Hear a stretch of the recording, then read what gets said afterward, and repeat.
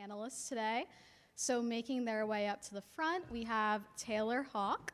She is the Director of Legislative and Political Strategy at the Delaware State Education Association, DSEA, which is the state's teachers union. And Hawk is also the she's a Public Education Funding Commission member, and she's also a member of the Equalization Committee, which reviews issues dealing with the equitable funding of education within the state. Beside her, we have State Senator Laura Sturgeon, and she's the chair of the Senate Education Committee. She is also the chair of the Public Education Funding Commission. And then besides Senator Sturgeon, we have Madeleine Bayard, who is the Senior Vice President of Rodel, where she leads the organization in areas like policy, government affairs, and other initiatives. She's also the chair of the State Early Childhood Council and is a member of the Public Education Funding Commission. So thank you all for being here with me today and with our audience. So starting right off with Madeleine. So there's been a lot of discussion surrounding Delaware's public education funding formula and the possibility of completely changing that formula. But not many people understand the state's current unit count formula. So I was wondering if you could explain what our current funding formula looks like. Well, I can give some outlines, and maybe my colleagues can fill in. So units are part of the system, and that's a ratio of children to adults that generates the right for a district to hire a teacher, and then the state will pay 70% of that salary. With the unit comes along with it costs for energy, other costs, as well as it generates the right to hire administrators and other positions like secretaries. So that's one part of the system. We have to remember that for charters, that gets allocated in a pot of money, and also that there's a lot of pots of money outside the system that get allocated in other ways through grants and other formulas. So units are a part of our system, and I hope my colleagues will fill in important things I missed. Yes, oh, absolutely. So you mentioned the Division I units, which generate position cost, are the funding that we receive for educators. But there's also a third component that I think is often under-discussed, and that's the equalization formula. A really significant component of any state funding system is the ability to adjust for local wealth differences. And I hope we can discuss later how broken that element of our funding system has been in Delaware for decades, and I think what an exciting opportunity we have, honestly, over the next several years with reassessment on the horizon to really rectify that. So right now we do have a component of the funding system that is intended to offset local wealth differences, but it is just fundamentally broken. Is there anything you'd like to add, Senator Sturgeon? No, thank you. They did a great job. Yeah, and my next question is for you, Taylor. So what would you say those challenges are on the current unit count system? Absolutely. So right now, although our unit count system is adjusted for grade level and for special education status, it is really failing to generate the needed resources to support students with the greatest need, our low income and our English language learners. Right now, we have opportunity funding, thanks to the incredible work of Senator Sturgeon and other legislators that really, I think, took a big step forward. But we have more work to do when it comes to meaningfully adjusting the entire structure of our funding system to achieve the goals that I think we all share, which is to make sure that students with the greatest need receive the greatest support. And I think a part of that is making sure that we actually have the resources in those classrooms to support those students. I mean, nobody knows this more than Senator Sturgeon, who lived this. But I mean, you know what it's like to be in a classroom where you're by yourself and you have just an unmanageable number of students with needs where you need to give them the individual attention they deserve. So that's really, I think, one of the areas where our funding system is failing, is adjusting for those student needs. And second, as I mentioned, really adjusting for the local wealth differences that really do drive funding inequities across the state. I'll just add a couple numbers to that. So opportunity funding is an awesome start, but it's like 8 or 9% in addition for those students, multilingual learners, low-income students. Our neighboring states are spending 25%, 50%, 100% more on those students. So we're way behind in terms of catching up in terms of those resources. And you know, one challenge with the system overall, not just units, is we have all these different parts, and the chief financial officers have said, you know, we've got 50 different checkbooks to manage. We have all these different things with all these different rules, which creates limited flexibility for them about where they can use the money and additional administrative burden about where they can use the money. So that's another place we've talked about potentially improving. And my question is next for Madeleine, but of course, if anyone else would like to chime in, feel free. So, what are the biggest differences between the state's unit count model and the potential foundation formula that's been discussed in the recent months? Well, just to give a little bit of context, most states allocate money in this more per-student basis. So rather than the counting students and then counting adults, we count students and then allocate money in flexible pots. So most states do something called a foundation formula or a student-based system, where you don't have those 50 checkbooks and you don't have those limitations. It's more about a pot of money with guardrails. And of course, there's a whole continuum between what we have now and a fully, student-based system. So I think, the opportunity to move towards something more equitable, like we've talked about, to meet student needs, and to move something more flexible that would help the people in classrooms and help administrators meet students' needs are really the opportunities of moving to something a little bit more student-based. May I jump in? Thank you. So when a lot of discussion seems to revolve around this idea of a foundational formula versus a unit count formula, but I think what you'll find, in theory, if you're writing a scholarly paper about different funding formulas, you might be able to write this pure student-funded formula versus this pure unit count formula, but in practice, there is really no state that is truly using a formula that is 100% one or the other.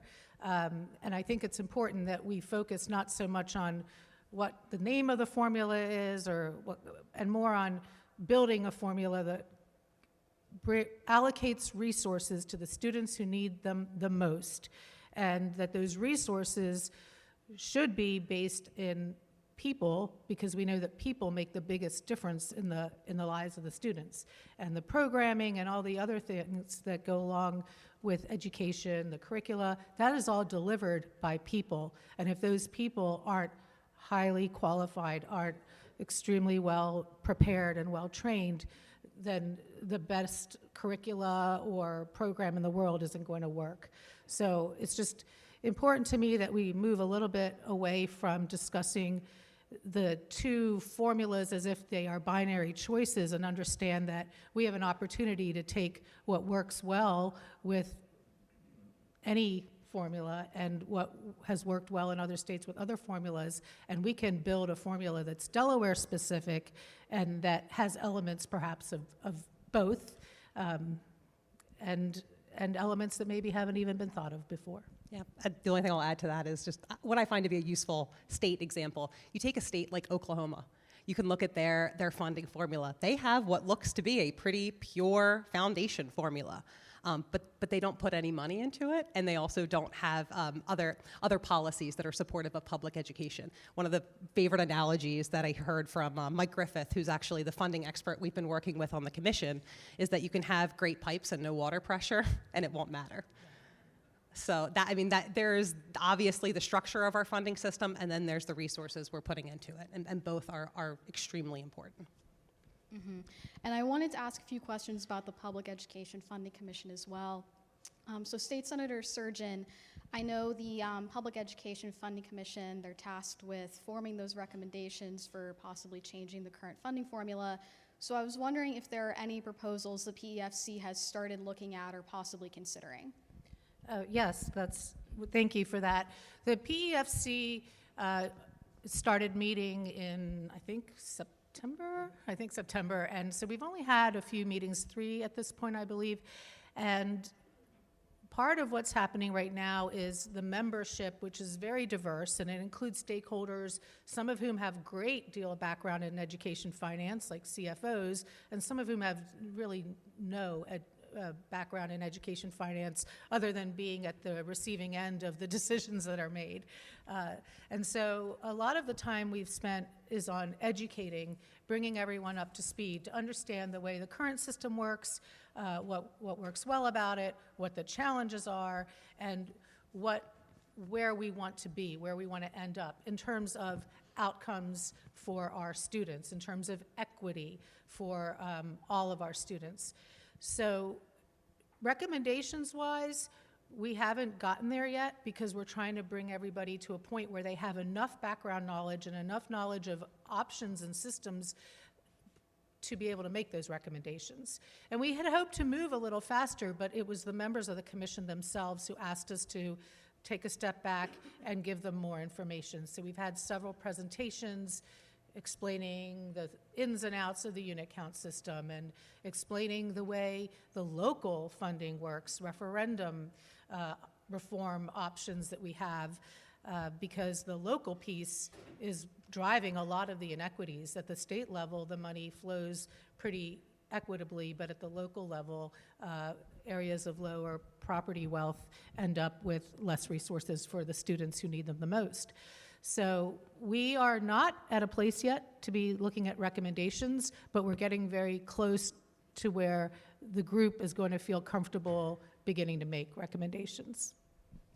And if I can just add, I think one of the most exciting parts of the commission is really how holistic we're looking at education funding. We're not talking about just flipping a switch from one system to this kind of pure on paper foundation formula. We're really talking about building what works for Delaware and looking at not just the state allocation side, but again, to Senator Sturgeon's point, the local revenue policies that really, I think was reinforced by the settlement decision, that those really need to be tackled in order for us to create a truly equitable school funding system. I would just add that it's been very encouraging to see how much alignment there is among the members and agreement that this is the time to change. We need to change the local aspect for sure. That's underway, and we can talk more about that. We need to do more about student equity. We need to do more about equity across districts. There's agreement that this is not a technical exercise. This is about outcomes for students. This is about teacher retention. This is about making the conditions in schools better for everyone. So I'm very optimistic and excited about the folks around the table and the alignment and interest in tackling some recommendations and getting something done. And so I was wondering, if the PEFC is considering any timeline for the recommendations that will be made, if there's going to be phase-in implementations or anything like that. Yeah, so the timeline originally was to have recommendations by this coming October, and we're still aiming to have at least preliminary recommendations at that time. But again, I was prevailed upon by members of the PEFC to give a little more room to learn more and get more comfortable. So we are looking at July of 2026 for final recommendations. However, that said, if we are able to get final recommendations made by October of 2025, that would be ideal, and there's nothing stopping us from doing that, but people were asking for a little bit of breathing room because they just didn't feel like, they just felt there was so much they needed to learn before they were going to be comfortable. So yes, hopefully October for preliminary, maybe final recommendations, and definitely by July of 26 for final recommendations. And most states phase these things in. This is usually expensive and complicated, and you have to help the people in the system know what the implications would be before they all, a switch gets flipped on them. So typically 5-year phase in, or maybe Taylor, you can talk more about the national kind of what else we've seen there. I have not seen anyone flip the switch overnight. And I also think that, again, to the exciting moment that we're in, especially with reassessment about to be completed, we are really about to find out a lot more information on where property wealth really is across the state. And we have to adjust state aid. We have to give more resources to the districts that are not able to leverage their local tax bases. And we need to have a true idea of property values in order to do that. That is a bit of information that is coming, but we are still kind of waiting for that process to play out, and I think we're doing absolutely everything we can to get ready to build a funding system that can really work when we do find out the results of the reassessment. I would just like to add that's key. One of the reasons that some of the PEFC members asked for the potential to extend out the deadline for final recommendations to 2026 is that some very important data around property reassessment and what the tax base is going to look like isn't coming out until the fall of this year, and so they felt that without that information, it would be hard to make truly, we'll say, actionable recommendations. Just to add to that, we've heard from national experts that we are one of very few, or maybe the only state, where the state is giving more resources to districts who have higher property wealth, and also that we're one of the only, if the only state, that has this isolated state funding, local funding as separate. Most states take into account district wealth, and the state compensates more for those who have a lower property wealth. Ours are sort of independent, and equalization was trying to fix that, and then it's been frozen and broken, and so this is a big opportunity, a good timing this fall to act on it. And then I think the only state that has the voter approval requirement to literally raise any operating expenses. So when you're talking about shifting the state funding formula and maybe potentially putting increased burdens on local districts, when you have that overly restrictive voter approval requirement, that really prevents districts from being able to meet those increased responsibilities that the state might call for through a funding formula. Right, revision. so most states allow local districts to raise property taxes up to a limit, whatever the CPI or some small limit, 2% maybe every year. They don't have to do it every year. And if they want to go above that, they have to go to voter approval. But to keep up with operating expenses right now, to keep up with salaries, energy, any inflationary costs, right now districts have to go to voters just to keep up with operating expenses, which is unique and something that there also seems to be alignment around addressing at some level with some guardrails. This is an issue I care deeply about, having been through the whole referendum process many times over my 25 years of teaching, and the amount of effort and time that goes into convincing the public that we need an increase just to maintain the current level of service that we're offering our students. It's really a shame, and we are one of the only states who does this. It's not an efficient use of time or resources, and it makes sense if you're asking for something above and beyond, but when we're talking about just your everyday operating expenses to keep a school open and to keep teachers on staff that are already hired, and the programming that has already being offered, it doesn't make a lot of sense to me, and never has. And I've been heartened that the members of the PEFC seem to be pretty aligned around the potential for changing that for referendum reform, and holding referendum for extraordinary asks, but not for just everyday operating costs. And just how it'll affect all of your pocketbooks is you might have noticed a big jump if you live in one of the districts that passed a referendum recently. You might have noticed a big increase in your property taxes that might have been due to that referendum passing, if it indeed passed. But you won't take such a big hit as a taxpayer if districts are allowed to increase revenues by a small percentage that's aligned to perhaps inflation or cost, because it'll just be a small percent year after year after year. What happens now is it's such an arduous process to pass a referendum that districts avoid doing it as long as they possibly can. And then when they do go out for a referendum, they have to ask for a percentage far greater than what you would need if it was just 1 year to the next.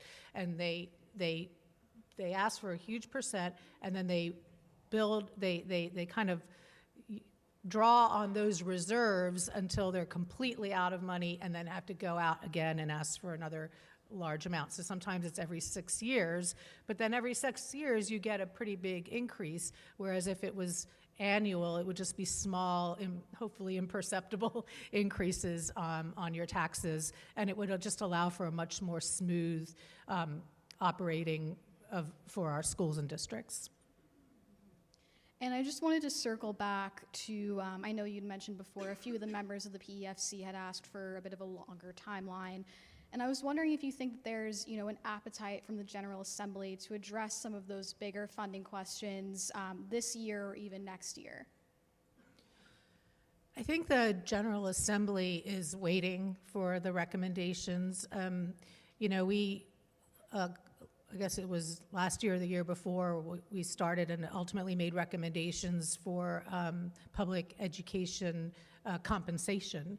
And the General Assembly was a great partner in implementing the recommendations that were made to increase educators' salaries. And I think that model is sort of what they're looking at for this. They would like to wait and see what the recommendations are. And if there's true cohesion and agreement among the very large PEFC membership of like 31 people, I think that will go a long way in convincing the General Assembly that there truly is, this appetite for the changes, and they'll be likely to implement them. I'm not saying we won't have some persuading to do, but I think that's the beauty of having a commission like this is, in the end, our recommendations are going to be seen as having been vetted and having been agreed upon by quite a swath of stakeholders that will, give them credibility, and hopefully the General Assembly will be willing to act on those recommendations. I'm hopeful. I mean, I'll just add, too, that we have representation on the commission from members of all 4 legislative caucuses, which I think is incredibly important to make sure that we're building buy-in as we move towards recommendations.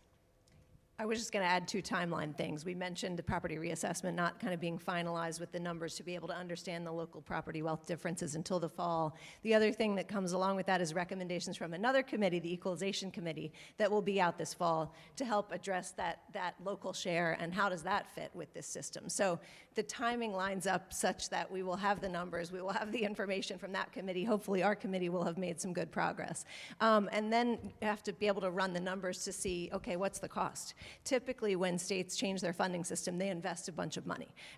It's politically difficult to have, losers, and we've already said we need to do more to equalize or create more equity among districts and for student groups. So to be able to understand the cost and where is that revenue going to come from. So there are a few timeline elements that make, I think, the fall the time to kind of assess where are we and what would we be able to do in 2026.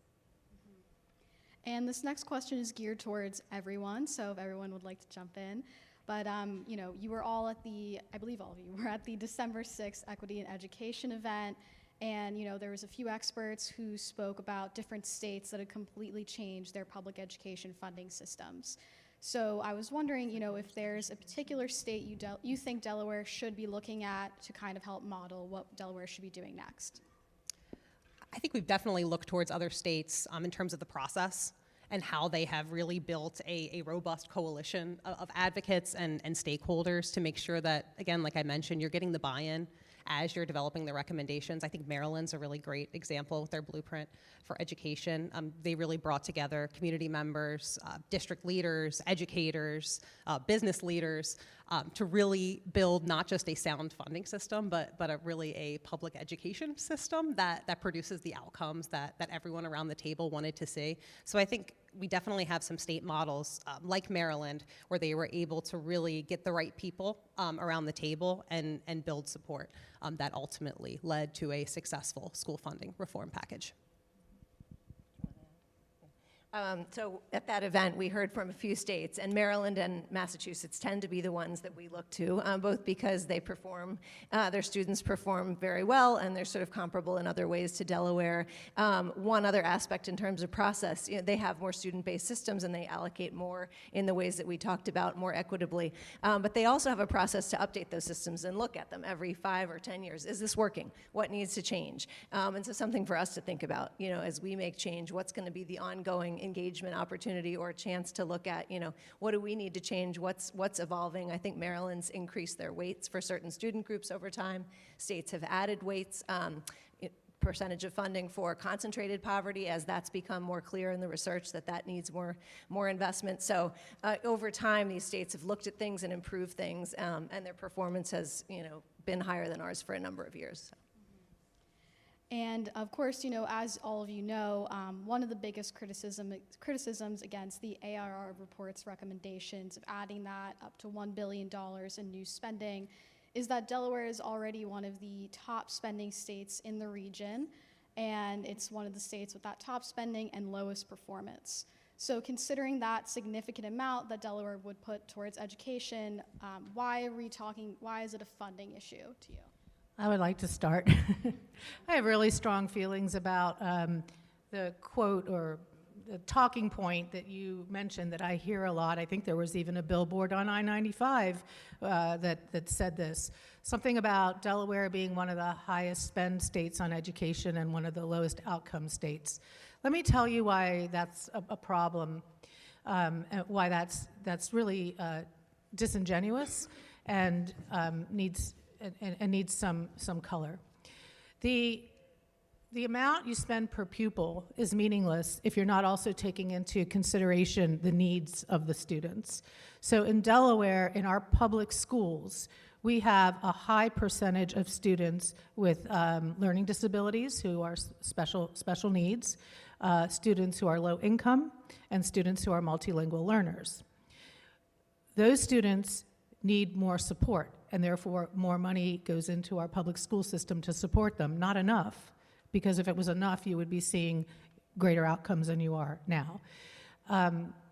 When you just take a number and say this is how much we spend versus this is how much another state spends, but you don't take into consideration the need of the students, that number is meaningless. It makes a great political talking point if you want to tear down our public education system and our hardworking educators and make them look bad. But it doesn't really tell you any meaningful information. So the amount we spend, that number is only meaningful if you're also factoring in the needs of the students that we serve. And without that piece factored in, it's just a number that you can use to sell a narrative. So I feel really strongly that that's a really unfortunate talking point, an unfortunate message that's out there. We do not spend enough on the students who need it most.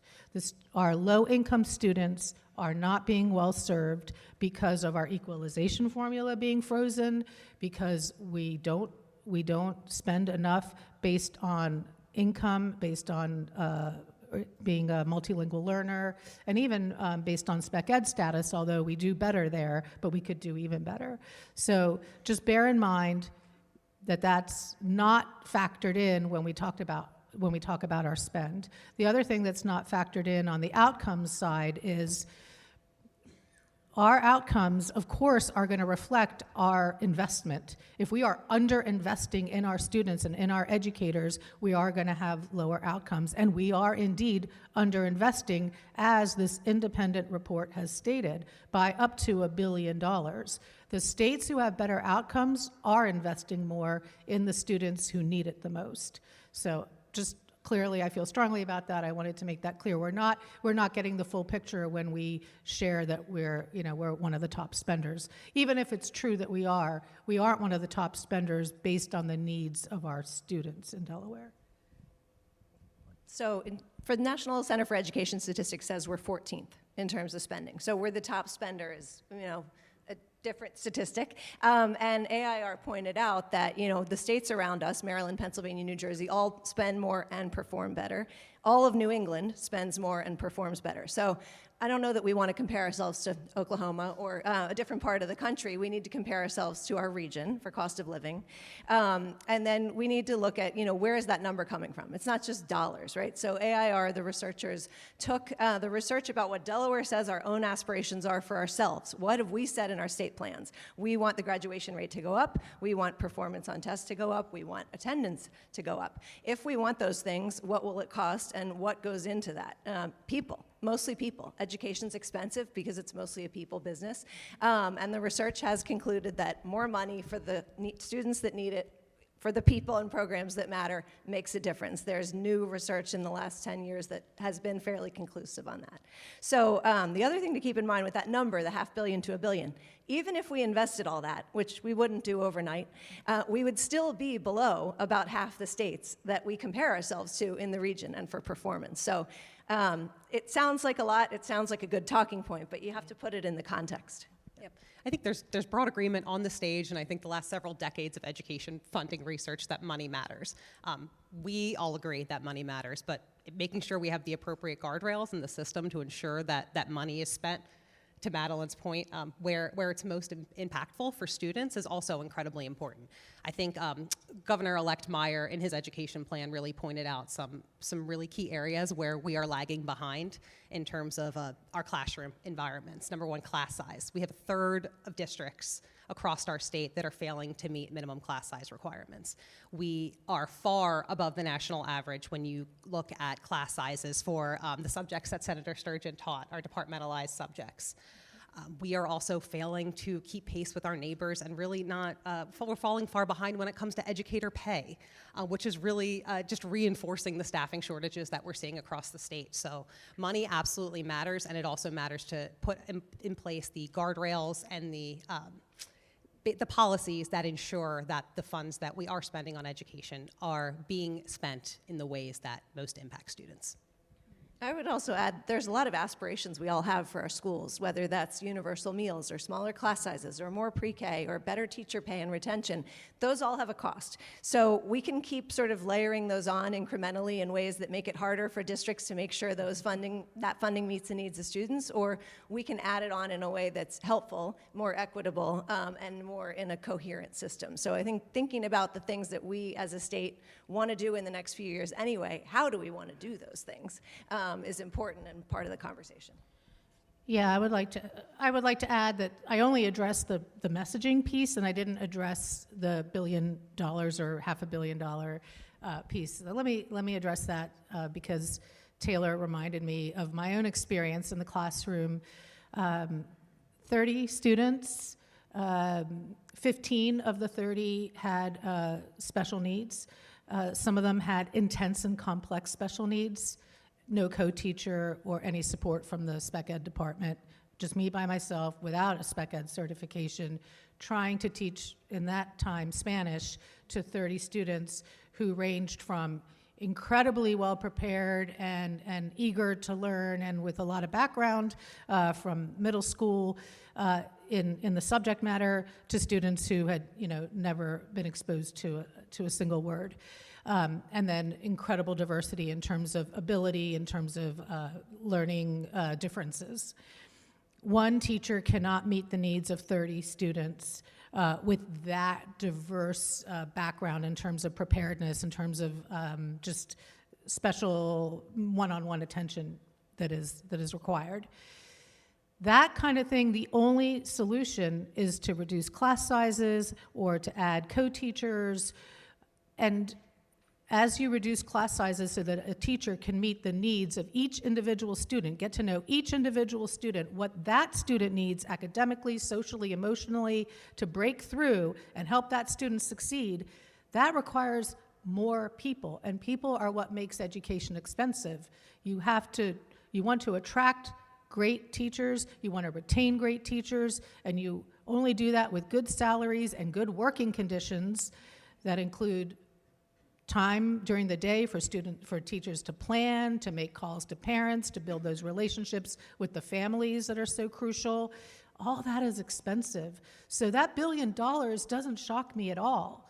It's clear that in order to really create the type of learning environment that our students need, we're going to need to invest more because we're going to need smaller class sizes. We're going to need co-teachers for the special ed students. We're going to need people who are there and able to address the individual needs of the students instead of trying to look in a room of 30 to 35 students and meet this diverse range of needs by themselves, completely overwhelmed and often, burning out and quitting after 5 years. If you look at the attrition rate for new teachers, it's pretty sad. To fix that, we need to invest money, but it'll be an investment so worth it, so worth it. So whether it's class size or more resources in early learning, whatever, all of the above that's gonna make the difference, but it costs money, but it is so worth it. Our students are worth it. And I think there are efficiencies that can be created through the type of structural reform that we're all committed to doing. Over time, layering cost-efficient approaches on top of cost-efficient approaches kind of results in the system that Madeleine described, where we have little pockets of money layered on top of one another. And over time, that is not actually creating the most cost-efficient education funding system. So I think looking at the system we have holistically, which is what we're doing through the commission, makes a lot of sense, and I think will absolutely result in greater efficiencies in the system. And I know another popular topic in the state when we're talking about education is test scores. So do you believe that the additional funding could make a difference in the state's lower test scores? I think we just got a pretty conclusive report that indicates that we could spend additional resources, we should spend additional resources on the students that have greatest needs, and that will result in improved student achievement, as we're seeing in our other neighbors. I mean, we have a lot of work to do when it comes to building that sound public education funding system, I think, but there are other policies that we need to look at in order to increase student achievement. We have not always been at the bottom in test scores. We have not. This is a relatively new phenomenon if you look at the past several decades. If you read the AIR report, we used to really be like top middle of the pack when you look at the top 15, when you look at the early 2000s. And then if you look at the past 15 years, you really start to see a decline. So we absolutely need to look at our funding system, but we also need to look at the greater policy environment and take a hard look at what went wrong and what we need to do to change in order to increase our student achievement, which we know is a necessity for Delaware. It's a necessity for our economy. I am sick of having friends move across the line to Pennsylvania to have children and raise their children in that public school system. That's just unsustainable for Delaware. I am tired of hearing that, and I am really excited to work with the people on this stage to make a strong public education funding system in Delaware. I think I would like to put a point on the irony of the last 15 to 20 years is that the emphasis on test scores during the time that we've put the most emphasis on standardized test scores is the time that our standardized test scores have gone down. We have to keep that in mind. This is craziness. So let's use standardized tests in the way that they're intended to get broad data about trends, but we have somewhere along the line lost our way and made so much of education about test scores, and somehow it has not improved test scores. So we have to rethink that. And hopefully, somehow that will be part of the general task of education reform, whether it's funding or the policies, as Taylor mentioned, that we are implementing and how we're implementing them. I just have to add that I agree with everything that's been said. We have to make sure the money goes where it matters and that we focus in the classrooms and focus on policy that makes a difference. People ask, why? What's Delaware not doing or not keeping pace with? So I have to point out, we were a leader when we created pre-K in the 90s. It did not increase for 25 years. It served 3% of our 4-year-olds. We finally increased, thank you, pre-K over the last few years, but we are in the very bottom 10 in terms of access to state-funded pre-K. We are behind Mississippi, Alabama, all our regional peers. It is time to spend more early where we know it makes a difference and where we know it will have impact on test scores. We have Delaware data to show that. We have national data to show that. So that is a place that needs money and is somewhere that we as a state have fallen behind, and it aligns timeline-wise with the results. I have to, yes. Yeah. You just reminded me of my favorite part, one of my favorite parts of the AIR report. When you look at as part of the AIR report, they brought together panels of expert educators across the state, and they asked them what investments are needed in order to create a strong K-12 funding system. They were asked about K-12, and they answered pre-K. Our educators know that in order to make sure that students are ready to learn in kindergarten, they need access to high-quality early childhood programming. So I just love that. They were not asked the question, and yet they knew that the question was wrong. And let's put pre-K in context. Our state only subsidizes education for pre-K students for people that are at, 300%? No, not even. Yeah, 150, 200, right. Yeah. We're Very 200% above poverty. So let's compare that to, is it Connecticut that's at 700%? We are not offering early childhood education affordably to families, and so they're opting out. They're opting not to enter the workforce for those who care about the workforce and the business community that needs good workers. They're choosing to keep children at home, which is great, but those children aren't able, even if their families want to access high-quality childcare, early education. Delaware is not investing in that, and we know, as was said, that it makes a difference in preparedness down the line.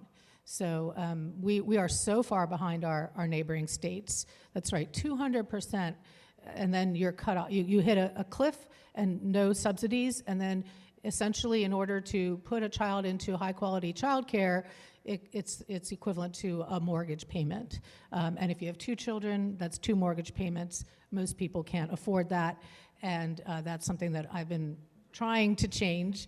We hope with the new administration, we could see our willingness to invest in early childhood increase so that more families can access it, because it really should be accessible to everyone who needs it.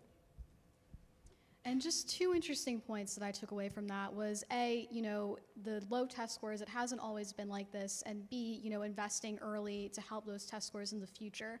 So, for everybody, in your opinion, what would you say is driving some of those lower test results, and how might additional funding help? Is it, funding early? Is it through the new funding system that we could have? More money. More investments.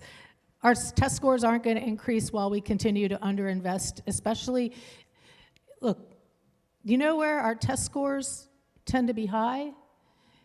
In schools or districts, sometimes it's whole districts, usually it's more concentrated than that, where there are very few low-income students. Right now, we're not equitably distributing the funds so that they're going where they're needed most. If we want to see test scores improve, we need to make sure we are funding equitably. We are giving more resources where they are most needed, because we don't have a test score problem in schools that, if you look at their income, forget about other factors. You can look at other factors like race and gender, but really it comes down to income. The schools that primarily serve middle and high income students aren't having problems with their test scores. So we need to be investing more in the students who need the most resources, and those are our low income students. And I think if you look at the AIR report, like I mentioned with the professional judgment panels, they really did a good job of outlining the exact where the increased resources should translate when it comes to classroom conditions. We mentioned lower class sizes. I don't think we mentioned supports that address the non-academic barriers to success that students with the greatest need often face. And roles like the school social worker, who are truly some of the most incredible people I have ever met in my entire life, and really serve as in-school connectors to community resources that help address the barriers that students, and absolutely our school nurses. I see one of our incredible school nurses in the crowd right now. I mean, truly making sure that students are healthy enough to learn. If students do not have their basic needs met, if they do not show up to school with a nutritious meal, with their health needs taken care of, they cannot learn. They are not going to perform well on a standardized test. I mean, and we need to create school environments that support the full range of needs that our students have. I mean, but in addition to funding resources, like I mentioned, it is more than just funding. I talk about this to whoever will listen, but if you look at some of the reforms that are happening in districts across the state, specifically with our kindergartens, we have kindergartens. I'll shout out Brandywine. Brandywine the superintendent worked collaboratively with educators to bring structured play back to kindergarten through, through reforms that were really intended to increase academic rigor in kindergarten. We ended up doing things that were just developmentally inappropriate, where you had kindergartners sitting in desks all day, kindergartners who are supposed to be learning how to form relationships early on. Just were being prevented from doing so because of the way that we have structured our kindergarten classrooms. And now we're seeing improved student achievement by allowing kids to really enjoy school, by allowing them to do their own student-led writing exercises, by really just returning some of the joy back to the classroom, which, I mean, it does cost money to make sure we set up our classrooms in that way, but it is a really cost-efficient strategy to improving student achievement, not only improving student achievement, but addressing the school climate crisis that we're seeing across the state. Academic rigor is absolutely important, but if students don't want to be in school and they are not forming the conflict resolution skills, I don't believe that we are going to get from what we want out of our public education system, which is not just test scores. We want to have a strong, prepared, educated workforce that supports our economic needs and that really makes Delaware just a strong place to raise a family. Yeah, I just repeat that phrase, developmentally appropriate curriculum. That is huge. When I speak to my friends who teach elementary school, I was a high school teacher during my whole career, but my friends teaching elementary school have really lamented how much testing and the emphasis on standardized testing has changed the way they teach for the worse. And it has led to lower test scores instead of higher test scores. But there's such anxiety around test scores that we've created this perverse incentive to create classrooms that are not developmentally appropriate and subsequently lead to lower test scores, but seem, at least superficially, seem that somehow they're academically rigorous because you have students working hard at worksheets at desks, but that isn't what leads to better outcomes. It's developmentally appropriate curriculum, and that includes opportunities for play and interaction and things that look different than, you know, a college classroom. We shouldn't walk into a first grade classroom and it looks like a college seminar. I would just add two things. Everything that Senator Sturgeon and Taylor talked about in terms of investing in academic and non-academic. The non-academic also help kids get to school. They're not going to get to school, they're not going to learn if they're not in school, and our chronic absenteeism has gone up slightly after the dip from COVID, but we're not back to where it was before, and it wasn't great before that. So we need to address the whole child so that they can even be in school, let alone learn in school.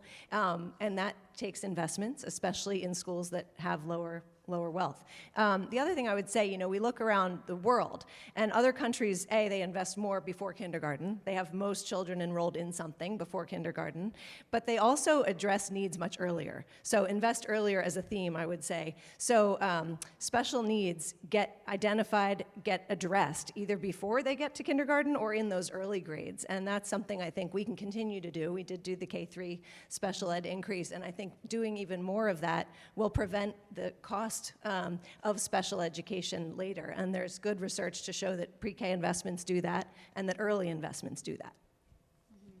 And just going off of that, I know we touched a little bit on, you know, looking at the whole child. So how would that additional funding help address looking at the whole child, you know, looking at things for a more holistic way of viewing it? I can take that. I mean, I mentioned making sure that we have appropriate kind of staffing ratios for school social workers, for example, school counselors, school nurses. We need to make sure that we have incredible professionals who are trained and well-equipped to respond to the whole needs of a child and to connect them to the resources in their communities that can help address some of these, what I call non-academic barriers to student success. Let me add to that I talk a lot about class sizes because of my experiences. I was lucky enough to teach in a district for 17 years where my class sizes were capped at 24 and never went over that. And it was incredible what I was able to achieve with my students academically because of that smaller class size and the ability to really connect with each student where they are, meet the student where they are. You can do that when you only have 22 or less. And then I, you know, had the unfortunate but good, because it helps inform my policy making experience of teaching in schools where I had, you know, 30 and 32 students. One of the ways we address the whole child is when the teacher, it's great to have specialists. Of course, we need counselors, we need psychologists, we need all that.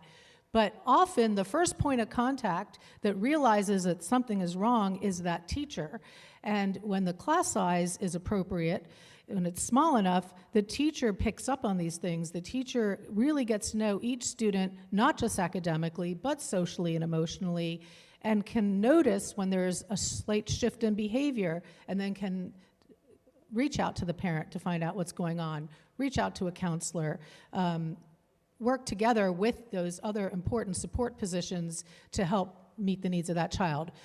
Oftentimes, the teacher is the person the child is going to go to first, or if the child doesn't openly go to them, the teacher's going to pick up that something's off, something's changed. The teachers are the ones who see the kids every day and are able to pick up those little changes that happen. The counselors are only going to see them if they're referred to them. So class size actually helps address some of the other societal issues that our students are facing, and helps the teacher then refer them to the right resources to address those issues that are non-academic. The other thing I would add is if we do something more systemic at a state level, in terms of these whole child supports, wraparound supports, whether that's social work, whether that's connecting them with, whether it's meals, whether it's backpacks, any of the things that are non-academic, right now those are very scattered. And schools are lucky to get a wraparound grant, or they might have a family crisis therapist from the kids department, but those are just episodic, right? A few years of money here or something here. A lot of them are relying on local funding, I think, to pay for some of these things, to pay for universal meals in some cases, to pay for an extra social worker. And so it's inconsistent and inequitable, contributes to the inequities Senator Sturgeon talked about in terms of those access to the non-academic resources. And there are great national models that I think we can look at, ones that Governor-elect Meyer has included in the education plan, like community schools, that really show what a school that is truly the center of a community and a school that provides resources not only to students but their families could look like. And, we've heard that some states like Maryland have changed, like we were saying before, their public education funding system, but they've also implemented different accountability systems to ensure that the public can track where that money is going instead of just relying on, a systems explanation. So do you think that Delaware should implement something similar? And if so, what do you think that accountability system should look like? I think we should spend a lot more time talking to families about what indicators they actually want to see in our public school system.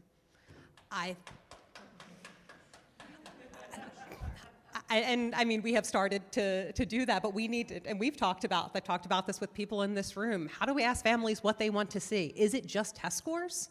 Or is it the conditions in the classroom? Is it those school climate indicators? Is it chronic absenteeism? Is it class sizes?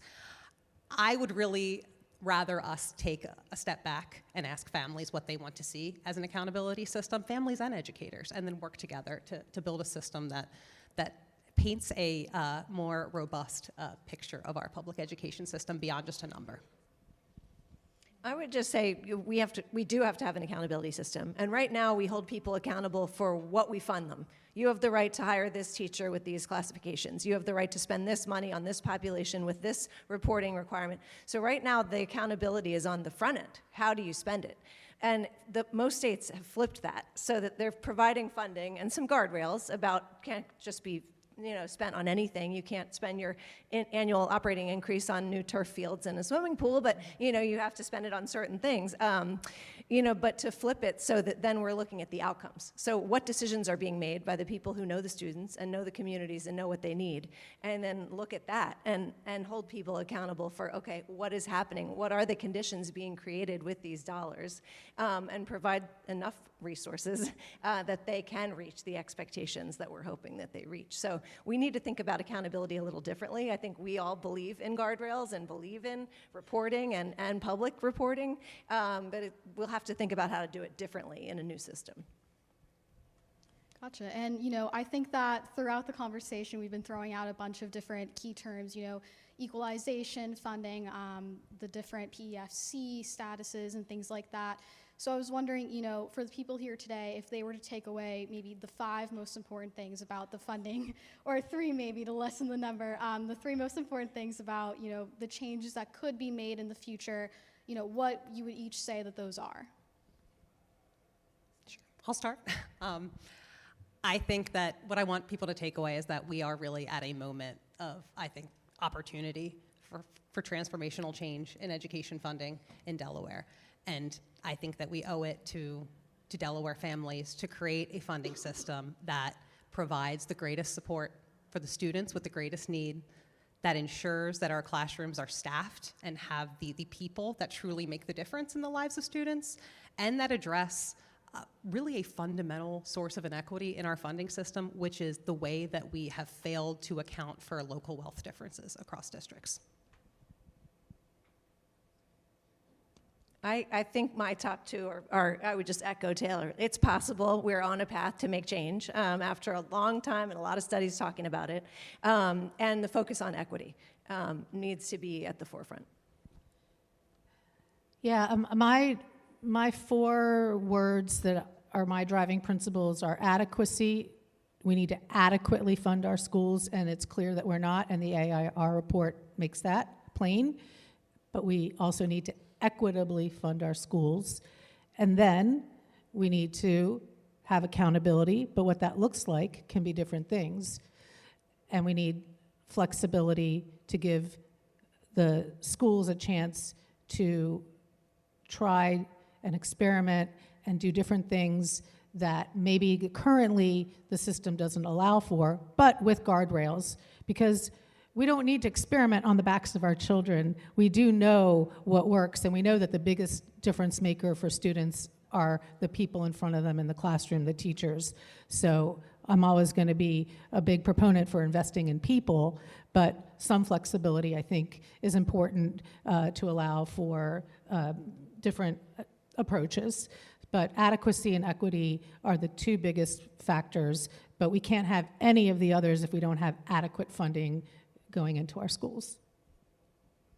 And I think one last question to kind of wrap everything up is, there's another side to the conversation that we touched on, which is a big topic in education, school climate.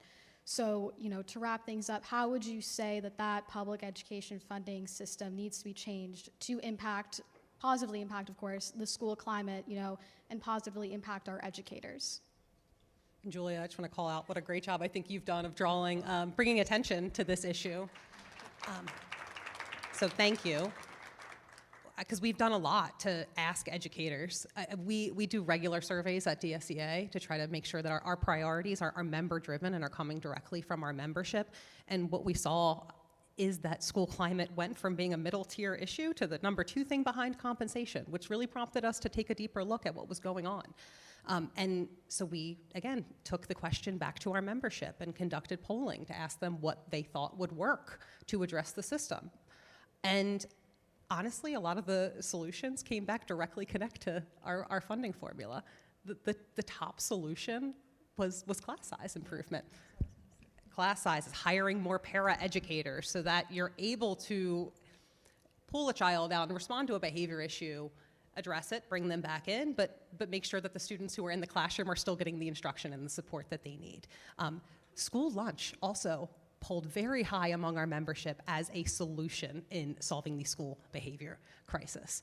Our members really recognize that there are classroom supports that are needed and there are additional resources that are needed to make sure that students show up to school with their health taken care of and with a nutritious meal in their stomachs so that they're able to focus in class and really learn.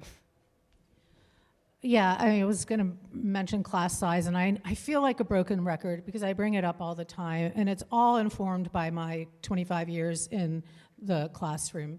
But what I found, even with some of the most challenging students who had a lot of issues going on outside of the school that they were bringing with them into the classroom, living in neighborhoods that had a lot of crime and, being witness to some very serious violent crime. They had a lot of trauma, but I was able to still have a good classroom environment where the students all wanted to be contributing citizens to that classroom if I had a small enough size where I could really build relationships with each child, and it would help break down the barriers of trust. Because a lot of students, especially if they come from backgrounds of trauma, have a hard time trusting. They have a hard time trusting their peers, and they have a hard time trusting the adult in the room. But you can build trust with a student when the class size is small enough that you can get to know each student individually. And there might be some that already automatically trust adults, and then you can get to them a little later. But those students who really come with the walls up, to break down those barriers and get to know them and make them feel heard and seen and appreciated and cared about, that's what makes a difference. Then suddenly, if they feel seen and heard and loved, they don't want to disrupt the classroom. They don't want to disrupt their peers or even disappoint their teacher. But you can't build those kinds of relationships when you have 30 students.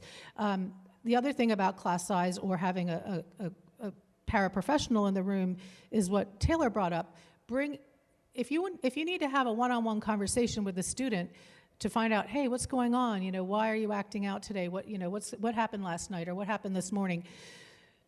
You can't go out into the hall and have that private conversation without losing then control of the rest of the class, unless it's a very small class. So having that second person, a second adult in the room who could either have that conversation with the student or who could kind of man the fort while you're out there having that conversation is so key. So I just found that when my class sizes were appropriate, I could build the type of relationship with each student and kind of almost it became a family, and people did not want to they didn't want to harm each other. They didn't want to harm the environment we had created.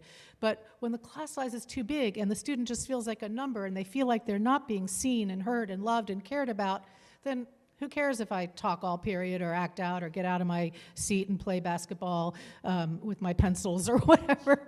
It's like you really need to create that environment of nurturing.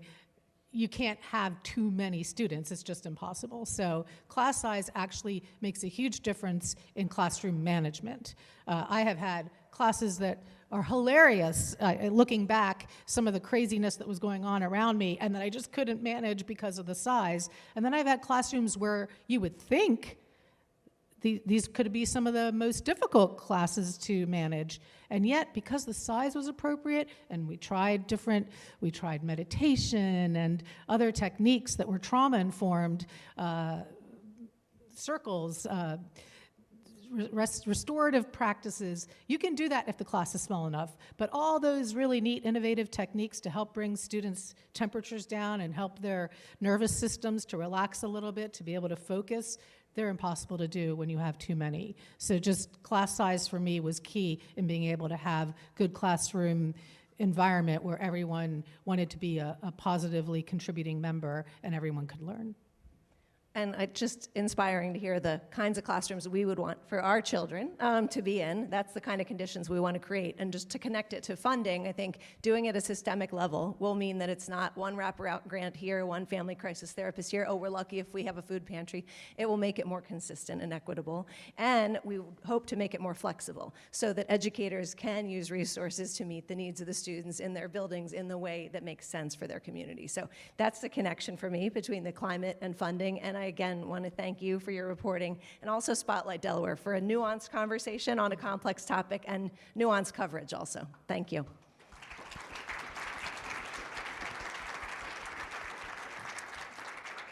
Perfect. Thank you all for, coming here and having this conversation. Myself, Spotlight Delaware, we all greatly appreciate it. We're going to have a brief transition period onto our next panelists. Thank you. Thank you.